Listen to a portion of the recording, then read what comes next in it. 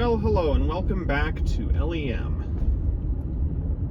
I know it's been a while since I've made a video, but I've had a few things on my mind recently that I'd like to share with my subscribers and anyone else watching.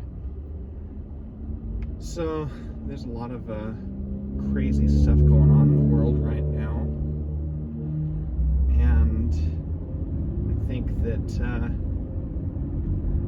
one of the things that I really want to talk about is how I believe that the subscription model that all of these big tech companies and car companies are going to is not good. I do not like the idea of, quote, you will own nothing and be happy. I don't like the idea of a constant drain put on your wallet, especially for features in your car like heated seats. There was a woman in Illinois who was recently carjacked in front of her house, beaten up, and her Volkswagen was stolen with her 2-year-old in the back seat. And the police reached out to Volkswagen to tell them, hey, this has been stolen. We understand this car has this tracking feature, and we would like you to locate the car. And Volkswagen said, well, their subscription ran out, so we need your $9.99 or whatever it is to reactivate that feature. And that is just one example of why I think we need to stop paying for a lot of these subscription functions. There are some that you can make the argument make sense. Certain elements of cloud storage, for example. If you want to rent storage from Apple or Google or Microsoft or insert big tech company name here, then yeah, that kind of makes sense. But it's almost akin to if you were to go and buy a new computer that already has, say, a 4 terabyte solid state drive in it. But if you wanted access to more than 128 gigabytes of that storage, you would have to pay an additional monthly fee from now until the end of time in order to use what the hardware is already equipped with. I don't like that, and honestly, I think that needs to go away. And I could almost make a similar argument for subscription services like Netflix and Paramount and Hulu and all the others, because there's so many now you can't even name them all. Those need to go away as well. They've saturated the market. Everybody's got their own niche and their own little thing that they want to charge for, and it's worse now than when you had to deal with cable. At least with cable, for the most part, you had your package, and unless you wanted HBO or Stars or Showtime or what have you, it was that set price, and it wasn't anywhere near as expensive as they're making it with these subscription services. Not to mention, one of the big advantages to these subscription services initially was, they don't have ads. The big draw of Hulu initially was that it didn't cost anything. It was ad supported. That was not really a subscription at that point. It was more of okay, you let us serve you ads and you get it for free, and then they started charging for it, and now Netflix is starting to charge with ads. No. If I'm going to have a subscription service, it is going to be an ad-free tier. I am one of those crazy people that actually subscribes to YouTube Premium, not because I want to spend all that money on it, but because it is much nicer not seeing ads on YouTube. Especially when you factor in that so many YouTubers, particularly the large name ones, are now getting money from various companies to promote their products. So if you don't have YouTube Premium, you watch ads, and then once you're done watching ads, you get to watch more ads that are part of the video, and by the time the ad in the video is done, they insert more ads that are not part of the video. I don't like that. I have not turned on monetization on my account because this is a hobby for me. I am not looking to make a bunch of money off of this. I am not looking to quit my job and do YouTube full time. I admire people that do. I really do. There are many channels out there that I absolutely adore. LGR, the 8-Bit Guy, the Nostalgic Nerd, let's see.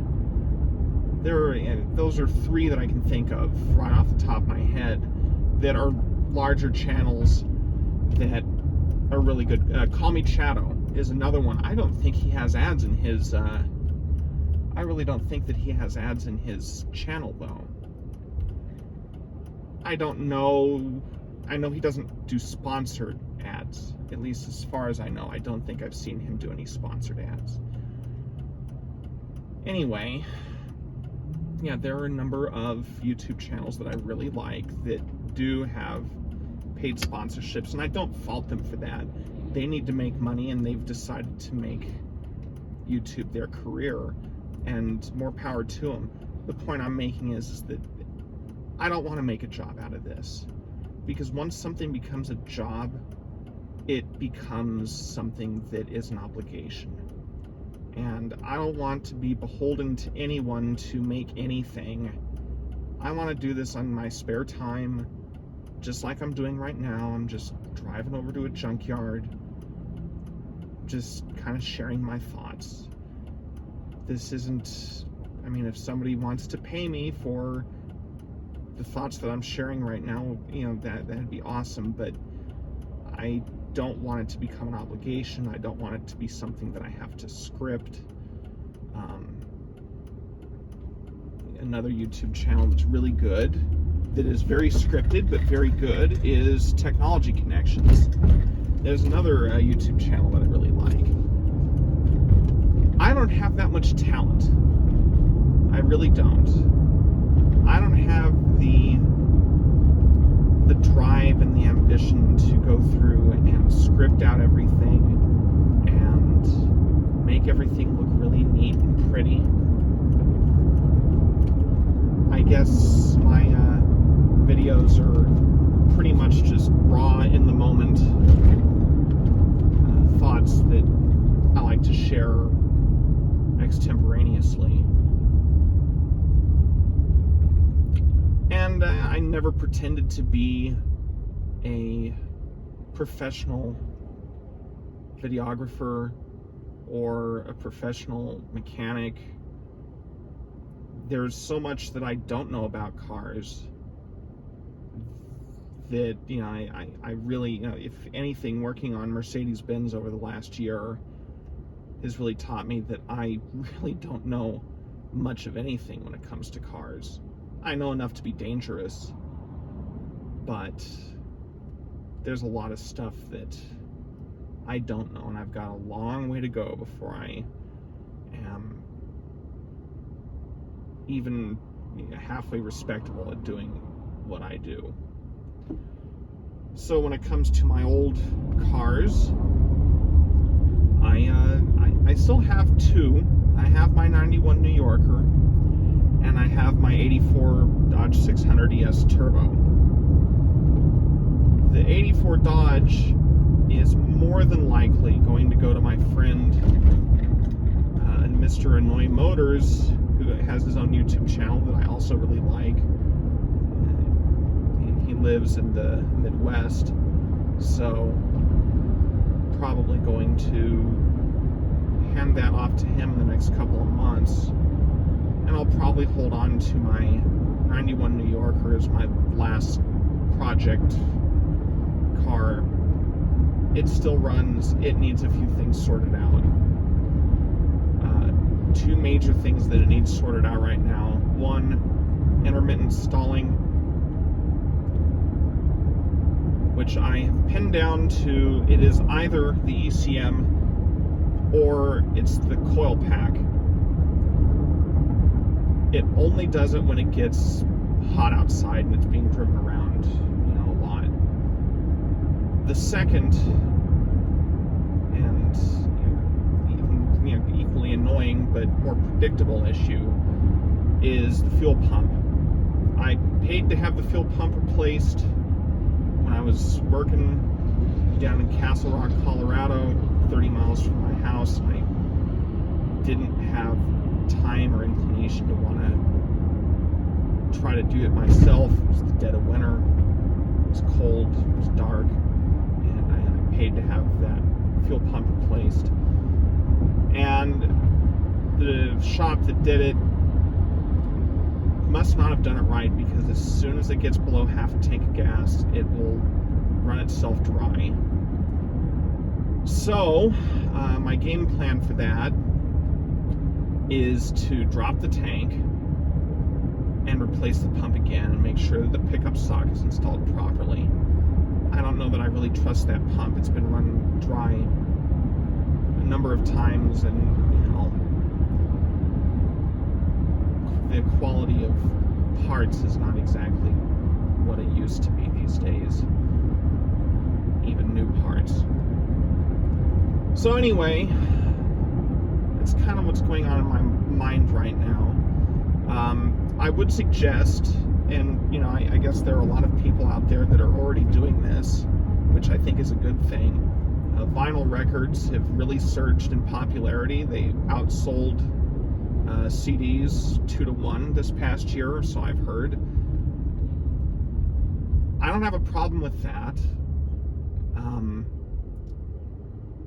I also don't have a problem with physical CDs. As a matter of fact, I've been buying quite a few physical CDs for my car because I've got the 6-disc CD changer in here along with the single slots, so I've got 7 CDs I can run in this thing at once. The sound quality is better than dealing with the Bluetooth cassette. The Bluetooth cassette works, but its battery will go dead, and I don't want to replace the head unit in my car. This one still works. If this one dies, then I'll think about maybe replacing it, but I really don't want to do an aftermarket head unit. As many of you know, I really like to keep my cars original looking as much as possible, and this is the 1 year of the W211 chassis that has the tape deck along with the CD changer. If it dies, then if I can't find another one of this, I'll probably move to one of the ones that was newer that has a bigger screen but without the tape deck. It's a relatively simple procedure to replace it. The only thing you have to really be careful about is the fiber optic lines when you're pulling the head unit out. Anyway, so yeah, I've been buying a lot of used CDs, going to the local record store, and I appreciate supporting a local business, and you can get CDs for very little most of the time, and then you own it. So if you decide you don't want to pay for access to listening to a certain song or a certain playlist or anything else, it doesn't all get taken away as soon as the clock runs out on your subscription. I'm getting crappy tired of subscription services, and I think you should be too.